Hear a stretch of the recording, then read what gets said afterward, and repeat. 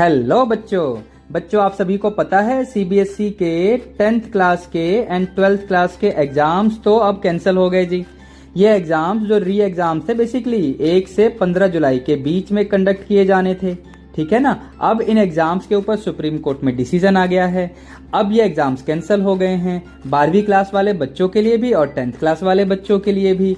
तो अब इन बच्चों का रिजल्ट कब तक आएगा, इंटरनल असेसमेंट के बेस पे जो मार्क्स लगेंगे वो किस क्राइटेरिया के बिहाफ पे लगेंगे, क्या क्या यहाँ रूल्स हैं। तो सुप्रीम कोर्ट में सीबीएसई ने क्या क्या बातें कही हैं इस नोटिफिकेशन में, ये सारी बातें यहाँ पर सीबीएसई की तरफ से समझाई गई हैं। तो चलिए इन सभी बातों को मैं आपको 1 बाय 1 समझा देता हूं बच्चों, ठीक है। अब इसमें क्या बोला गया है देखते हैं। पहला पॉइंट यहाँ पर क्या बोला हुआ है, examinations for class 10th and 12th which were scheduled from 1st July to 15th July 2020 stand cancelled. जैसे कि हमें पता है कि 10th एंड 12th के जो एग्जाम 1 जुलाई से 15 जुलाई के बीच में होने थे, अब वो एग्जाम कैंसिल कर दिए गए हैं। ये तो पहला पॉइंट जो हमें पता चल ही चुका है। दूसरा point, assessment of the performance of students in the cancelled examinations will be done based on the assessment scheme as suggested by the competent committee of the CBSE for declaration of result for both class 10th and class 12th. The said scheme is mentioned in the para 7 below. मतलब क्या हुआ कि जो बच्चों का assessment होगा, उनका जो रिजल्ट प्रिपेयर किया जाएगा 10th वालों का या 12th क्लास वालों का, उसके बारे में जो डिसीजन लेगा वो सीबीएसई का एक कॉम्पिटेंट कमेटी होगा, वो डिसीजन लेगा। और इसके बारे में जो भी डिसीजन लिया गया है वो पैरा 7, अभी हम नीचे पढ़ेंगे, पैरा 7 में बताया गया है। क्या बताया गया है थोड़ी देर में आपको पता चल ही जाएगा। अब चलते हैं जरा तीसरे पॉइंट में सीबीएसई ने क्या बोला है, इसको देख लेते हैं। Results based upon the aforesaid assessment scheme will be declared by 15 जुलाई 2020, यानी 15 जुलाई तक रिजल्ट अनाउंस कर दिया जाएगा, so that the candidates can apply and seek admission in the higher educational institution in India and abroad based thereon. मतलब ये जो results होंगे बच्चों के 15 जुलाई तक अनाउंस कर दिए जाएंगे, ताकि बच्चे अपने हायर एजुकेशन में जो इंस्टीट्यूशन होते हैं कॉलेज, वहां पर एडमिशन्स ले पाए इंडिया में या इंडिया से बाहर, ठीक है, उसके बाद इन रिजल्ट्स के बेसिस पे, ठीक है। ये तो तीसरे पॉइंट में बोला है सीबीएसई ने। चौथे पॉइंट में क्या बोला है, however for class 12th CBSE will conduct an optional examination. ये बड़ी इंपॉर्टेंट बात है, ठीक है, कि सीबीएसई 12th क्लास के बच्चों के लिए ऑप्शनल एग्जामिनेशन भी कंडक्ट करेगी in the subjects whose examinations were scheduled to be conducted from 1st July to 15 July as soon as the conditions are conducive as assessed and decided by the central government।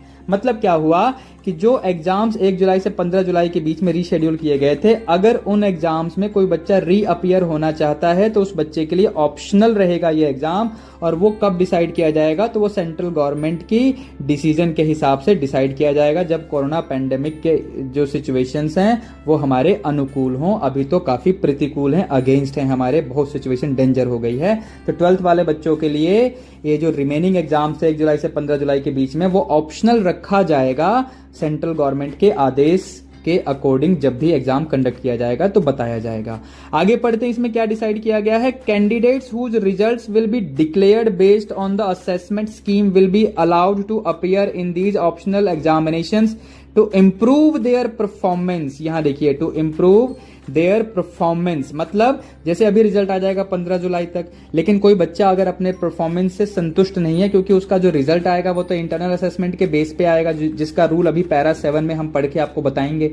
तो अगर कोई बच्चा संतुष्ट नहीं है अपने इस रिजल्ट से, तो उसको अपने परफॉर्मेंस को इंप्रूव करने का सीबीएसई एक चांस देगी, जिसको ये ऑप्शनल एग्जामिनेशन बोल रहे हैं। लेकिन वो तभी कंडक्ट किया जाएगा जब गवर्नमेंट की तरफ से इन्हें परमिशन दी जाएगी, ठीक है, जब भी कोरोना पैंडेमिक की सिचुएशन ठीक हो जाएंगी, ठीक है। आगे पढ़ते हैं, क्या बोला हुआ है, इफ दे विश सो, यानी अगर कोई बच्चा ऐसा चाहता है कि वो अपना परफॉर्मेंस इंप्रूव करे ऑप्शनल एग्जाम्स में बैठकर, तो the marks obtained by a candidate in these optional examination will be treated as final. मतलब जैसे कि अभी आपका एग्जाम का रिजल्ट आ जाएगा 15 जुलाई तक, मान लो उसमें मैथ में आपके नंबर हैं 70, ठीक है, आउट ऑफ 100 मान लिया हमने, ठीक है।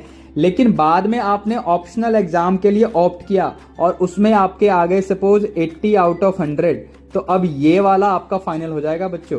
लेकिन अगर आपका लक सही नहीं रहा, आपने सही तैयारी नहीं की और आपके बाद वाले ऑप्शनल एग्जाम में नंबर कम हो गए, तो फिर ये वाले मार्क्स फाइनल माने जाएंगे, भले ही ये अभी 15 जुलाई के रिजल्ट में इंटरनल असेसमेंट के बेस पे आपका रिजल्ट बना दिया गया, जो कि 15 जुलाई तक आ जाएगा। ठीक है, तो ये बात इसमें कही गई है कि बाद में जो ऑप्शनल एग्जाम होंगे उसमें जो भी रिजल्ट आपका आएगा उसी को फाइनल बोल दिया जाएगा। ठीक है बच्चों, अब आगे देखते हैं आगे क्या बोला गया है इसमें 5वें पॉइंट में। For candidates in class 10th, जो 10th के कैंडिडेट्स हैं, no further examination will be conducted and the result declared by CBSE on the basis of assessment scheme will be treated as final.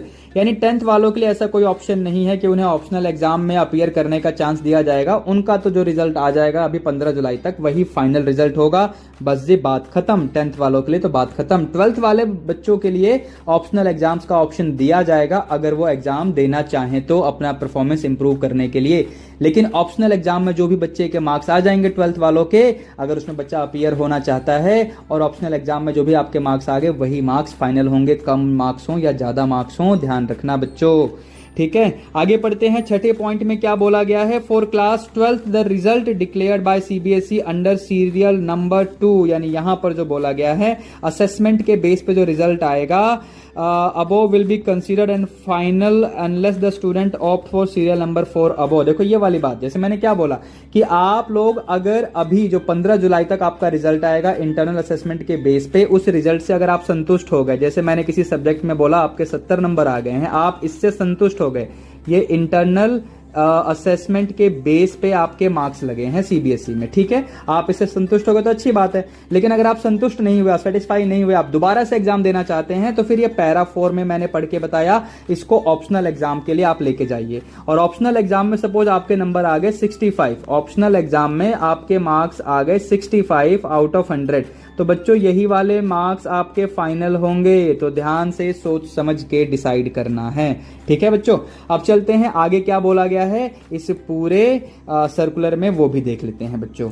ये देखिए, ये 7वां point जिसके बारे में मैं बात कर रहा था आपसे और सीबीएसई के सर्कुलर में मेंशन किया गया है, यही 7वां पॉइंट डिसाइड करेगा कि आपको मार्क्स कैसे दिए जाएंगे, कैसे आपका रिजल्ट बनाया जाएगा। तो देखिए इसमें असेसमेंट स्कीम है। पहला पॉइंट क्या है। For the students of both classes 10th and 12th who have completed all their examination, their results will be declared based on their performance in the examination। यानी जिन बच्चों के 10th वाले हो चाहे 12th वाले, जिनके सारे एग्जाम हो ही गए हैं, तो जितना एग्जाम उनके अब कोई एग्जाम बचा ही नहीं है, जब सारे एग्जाम हो ही गए हैं तो उन एग्जाम में जो भी उनका परफॉर्मेंस है उसी बेस पे उनका रिजल्ट आ जाएगा।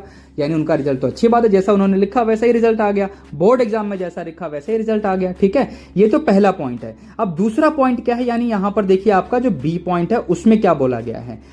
For students who have appeared in the examinations in more than 3 subject. अब जैसे 12th वाले बच्चों के पास 5 या 6 सब्जेक्ट होते हैं, अगर एडिशनल सब्जेक्ट होगा तो 6 सब्जेक्ट होते हैं, 5 सब्जेक्ट तो सभी के पास होते हैं।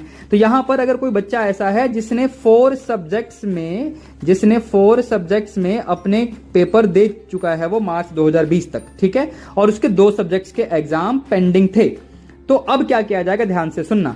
For students who have appeared in the examination in more than 3 subjects, the average of the marks obtained in the best 3 performing subjects will be awarded in the subjects whose examination have not been conducted। अब 4 subject के भाई साहब exam दे चुके हैं आप लोग, ठीक है। अब इसमें से आपके कोई से भी 3 सब्जेक्ट सेलेक्ट किए जाएंगे जिसमें आपके परफॉर्मेंस सबसे अच्छी हो। 3 बेस्ट परफॉर्मेंस वाले सब्जेक्ट को सेलेक्ट किया जाएगा और उनका एवरेज जो स्कोर होगा वो आपके बचे हुए 2 सब्जेक्ट्स में लगा दिया जाएगा। अगर बच्चे आपके पास टोटल 6 सब्जेक्ट 12th में हैं तो 4 सब्जेक्ट के एग्जाम हुए, उसमें से 3 सब्जेक्ट जिसमें आपका सबसे अच्छा परफॉर्मेंस है उस सब्जेक्ट को आप पकड़ लीजिए, उनका जो एवरेज होगा वो आपके बचे हुए 2 सब्जेक्ट में लगा दिया जाएगा जिनका एग्जाम 1 जुलाई से 15 जुलाई के बीच में होना था, लेकिन अब तो वो होगा नहीं। तो इस तरीके से जिन बच्चों का 3 से ज्यादा पेपर हो चुका है उनके 3 सब्जेक्ट में, ध्यान से सुनना, 3 से ज्यादा पेपर हो चुके हैं तो कम से कम 3 सब्जेक्ट आपके उठाए जाएंगे जिसमें बेस्ट 3 के जो स्कोर होंगे उसके बेसिस पे आपके बचे हुए सब्जेक्ट्स में मार्क्स लगा दिया जाएगा। ठीक है बच्चों, ये पॉइंट क्लियर हुआ सभी को। अगला पॉइंट देखते हैं, यहां पर थोड़ा कंफ्यूज मत होना, देखना ध्यान से क्या है। For students who have appeared in the examination in only 3 subject. अब अगर आपने सिर्फ 3 सब्जेक्ट में ही एग्जाम दिए हैं बेटा, ठीक है, तो फिर क्या किया जाएगा, the average of the marks obtained in the best 2 performing subjects will be awarded in the subject whose examination have not been conducted. मतलब अगर आपने सिर्फ 3 सब्जेक्ट का एग्जाम दिया है तो उसमें से अब 2 बेस्ट सब्जेक्ट आपके लिए सिलेक्ट किए जाएंगे, 2 बेस्ट सब्जेक्ट्स आपके लिए सिलेक्ट किए जाएंगे जिनका एवरेज मार्क्स निकालकर आपके बचे हुए जो सब्जेक्ट्स होंगे उसमें स्कोर लगा दिया जाएगा। यानी 3 एग्जाम अगर आपने दिए हैं तो 3 में से 2 बेस्ट स्कोर को एवरेज में लेकर बचे हुए सब्जेक्ट्स जिनका एग्जाम नहीं हुआ है उनको मार्क्स दे दिया जाएगा। क्लियर है सभी को इतना? ठीक है, अब चौथा पॉइंट क्या है उसमें आते हैं बच्चों। चौथे पॉइंट में क्या लिखा गया है, अब देखो ये स्पेशली दिल्ली के लिए बोला गया है क्योंकि दिल्ली में नॉर्थ ईस्ट रीजन में कुछ बच्चों के एग्जाम सीबीएसई ने पोस्टपोन कर दिए थे दिल्ली रॉइट्स के कारण। तो यहां पर क्या बोला गया है ध्यान से देखना, there are very few students of class 12 mainly from Delhi, यानी सिर्फ दिल्ली के लिए बात बोली गई है कि ऐसे बहुत से कम बच्चे हैं 12th के who have appeared in the examination in only 1 और 2 सब्जेक्ट्स, यानी ऐसे बहुत से कम बच्चे हैं जिन्होंने 1 या 2 सब्जेक्ट्स में ही एग्जाम दिए हैं 12th के, ऐसे बहुत से कम बच्चे हैं। तो उनके लिए क्या किया जाएगा, तो उनके लिए ध्यान से सुनना क्या बोला गया है, their results will be declared based on the performance in the appeared subjects and performance in the internal practical और प्रोजेक्ट असेसमेंट। यानी इन बच्चों ने जिन्होंने 1 या 2 सब्जेक्ट में ही अभी तक एग्जाम दिए थे मार्च तक, तो उन बच्चों का जो रिजल्ट होगा बचे हुए सब्जेक्ट में वो इंटरनल असेसमेंट जैसे प्री बोर्ड्स वगैरह होते हैं या जो प्रोजेक्ट है या जो आपके जो प्रोजेक्ट असेसमेंट वगैरह प्रैक्टिकल जो होता है उनके बेसिस पे इनका बचे हुए सब्जेक्ट में परफॉर्मेंस लगाया जाएगा, मार्क्स लगाया जाएगा। ठीक है, परफॉर्मेंस डिसाइड किया जाएगा। आगे पढ़ते हैं क्या बोला गया है, these students will also be allowed to appear in the optional examination conducted by CBSE to improve their performance if they desire to do सो।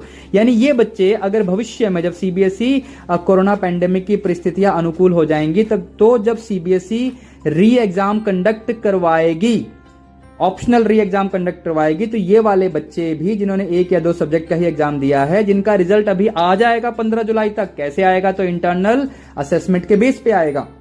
तो ये बच्चे भी बाद में अपना परफॉर्मेंस इंप्रूव करना चाहें तो इंप्रूवमेंट कर सकते हैं अगर वो चाहें तो, जैसे ये लास्ट में लिखा हुआ है if they desire to do so, अगर वो ऐसा करना चाहें तो। अब इसमें एक लास्ट लाइन क्या लिखी है इसको भी पढ़ लेते हैं, result of these students will also be declared along with the other students. यानी जैसे अभी 15 जुलाई तक जो बच्चों का रिजल्ट आने की बात कही गई है 10th की या 12th की, तो इन वाले बच्चों का जिनके 1 या 2 सब्जेक्ट में ही पेपर हुए थे मार्च 2020 तक, इनका रिजल्ट भी अभी आ जाएगा 15 जुलाई तक। ठीक है बच्चों, और ये जो सर्कुलर है बच्चों जैसा कि आप देख सकते हैं डॉक्टर संयम भारद्वाज जो कि सीबीएसई के कंट्रोलर ऑफ एग्जामिनेशन है उनके सिग्नेचर है, यहाँ पे डेट भी आप देख सकते हैं। तो ये सर्कुलर बिल्कुल ऑथेंटिक है।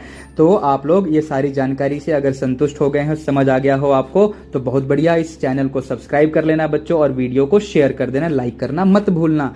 अगर कोई क्वेरी है आपके माइंड में, कोई आपको समस्या आ रही है, समझ में कोई पॉइंट नहीं आया, तो कमेंट करके मेरे से आप पूछ सकते हैं। तो चलो बच्चों अब मिलते हैं अगले सेशन में।